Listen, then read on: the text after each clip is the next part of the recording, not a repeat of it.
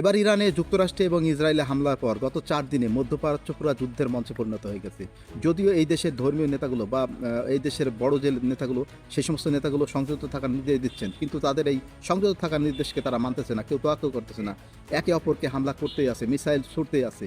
তো ভাই, আমাদের প্রশ্ন হচ্ছে, আমাদের সাধারণ মনের প্রশ্ন হচ্ছে, এই যুদ্ধটা শেষ হবে কবে? এই যুদ্ধটা কি আদৌ এভাবে চলতেই থাকবে, নাকি এই যুদ্ধটা একটা সময় শেষ হবে? দেখেন ভাই, ইরানি কর্তৃপক্ষ তারা কিন্তু আর থামতেছে না। মানে তাদের যে মূল নেতা খমেনি সাহেবকে যখন মেরে ফেলা হয়েছে, এই কারণে তারা একেবারে ভায়োলেন্স, মানে সহিংস হয়ে গেছে। তারা কিছুই তোয়াক্কা করতেছে না। তারা বারবার বিভিন্ন রকম মিসাইল তারা অন্য দেশের দিকে ছুটতেছে, আপনার ইসরায়েলের দিকে ছুটতেছে, এবং লক্ষ লক্ষ কোটি কোটি টাকার সম্পদ কিন্তু এই মিসাইল ছোড়ার কারণে কিন্তু নষ্ট হইতেছে। কিন্তু তারা প্রতিশোধ নেওয়ায় ব্যস্ত, তারা যুদ্ধ থামাতে চাচ্ছে না। এই বিষয়ে ট্রাম্পের কাছে মতামত চাওয়া হয় যে এই যুদ্ধটা কয়েকদিন চলতে পারে। যদিও আমাদের ট্রাম্প সাহেব বলেছিলেন, এর আগে বলেছিলেন যে এই যুদ্ধটা হয়তো বা 1 সপ্তাহ চলতে পারে, কিন্তু এখন উনি বলতেছেন যে এই যুদ্ধটা কতদিন চলবে ঠিক বলা যাচ্ছে না। উনি এখন বলতেছেন যে হয়তো বা 4 সপ্তাহ চলতে পারে।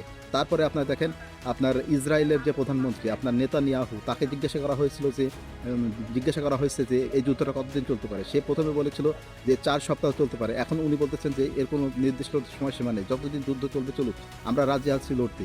এইভাবে যদি লড়তে থাকে ভাই, আমরা কিন্তু বাংলাদেশের মানুষ, বিশেষ করে আমরা বাংলাদেশের মানুষ এবং সারা বহির্বিশ্বের মানুষ কিন্তু চাই যে এই যুদ্ধটা তাড়াতাড়ি শেষ হোক। কারণ এই যুদ্ধটা চলতে থাকলে আমাদের নিজেদেরই ক্ষতি। কারণ দেখেন ভাই, ইরান সব থেকে তেল উৎপাদনের দিক থেকে কিন্তু ইরান সব থেকে সেরা।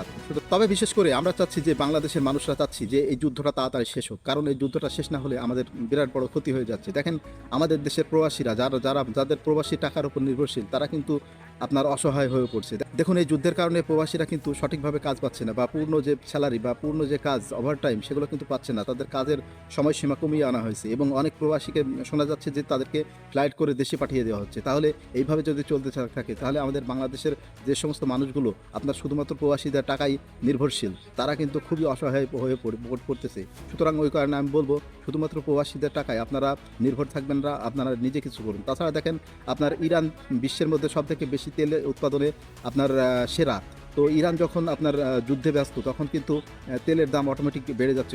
গত কয়েকদিন থেকে দেখা যাচ্ছে আমাদের বাংলাদেশে তেলের দাম আস্তে আস্তে বেড়ে যাচ্ছে, কারণ এই যুদ্ধের কারণে। এইভাবে যদি বেড়ে যায়, তাহলে কিন্তু আমাদের জনজীবন বিপর্যস্ত হয়ে যাবে। তাই আমি অনুরোধ করব দুই দেশকেই বা ইসরায়েল, যুক্তরাষ্ট্র এবং ইরান, সব দেশকেই আমরা অনুরোধ করব যে এই যুদ্ধটা থামানো হোক। এই যুদ্ধটা থামানো না হলে বিশ্বটা পুরো ধ্বংস হয়ে যেতে পারে। তাছাড়া মূল বিষয়, কোনো একটা দেশে যদি যুদ্ধ বাঁধে, তাহলে সেই দেশের মুদ্রার আপনার মান কমে যায়, আর জীবনযাত্রার মান বেড়ে যায়।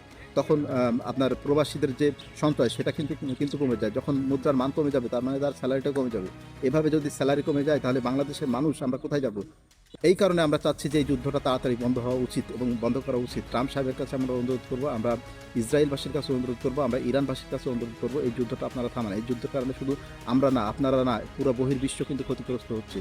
তার চাইতে দেখেন বেশি ক্ষতিগ্রস্ত হচ্ছেন আপনারা, কারণ আপনাদের অনেক বেশি খরচ হচ্ছে এই সমস্ত মিসাইলগুলো বা ক্ষেপণাস্ত্রগুলো নিক্ষেপ করতে, কিন্তু এর পেছনে কিন্তু অনেক বেশি খরচ। এই কারণে বলবো, আপনারা যুদ্ধটা তাড়াতাড়ি বিরতি দেন।